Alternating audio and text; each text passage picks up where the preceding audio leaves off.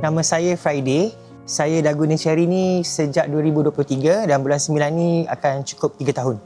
Saya sekarang adalah pengguna Chery Omoda 5. Jadi kereta yang saya guna sekarang ni dari segi dia punya eksterior sangat menarik, saya sangat suka, dan interior dia pun sangat cantik. Dan kalau sebelum-sebelum ni, kalau kereta yang lain, saya susah untuk drive, saya selalu suruh orang lain drive. Tapi bila saya pakai Chery Omoda 5 ni, saya sendiri rasa saya yang perlu drive, sebab bila duduk dalam kereta tu rasa sangat selesa dan dia punya cockpit tu rasa macam dalam satu kapal terbang. Okay, macam saya cakap tadi, saya dah 3 tahun. Jadi saya rasa sepanjang saya dengan Chery ni telah consumer engagement sangat tinggi. Saya dah terlibat dengan macam-macam program melibatkan Chery, dan begitu juga kalau saya ada apa-apa komplain, saya hantar pada HQ Careline, memang akan dijawab dengan segera dan masalah itu diselesaikan dengan segera. Pada pandangan saya, Chery ni sangat menyaut cabaran sebab terlalu banyak benda-benda yang saya rasa futuristik yang ada dalam kereta Chery saya, dan kadang-kadang dia masih surprise saya walaupun saya dah pakai 3 tahun. Ada banyak features yang saya sendiri rasa kagum bila saya bawa, dan ada benda-benda yang still buat saya jadi surprise. Adakah saya akan mencadangkan jenama ini kepada orang lain? Sudah pasti.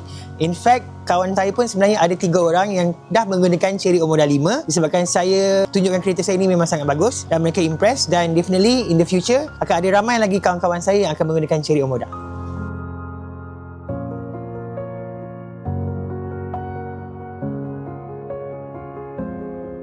Chery.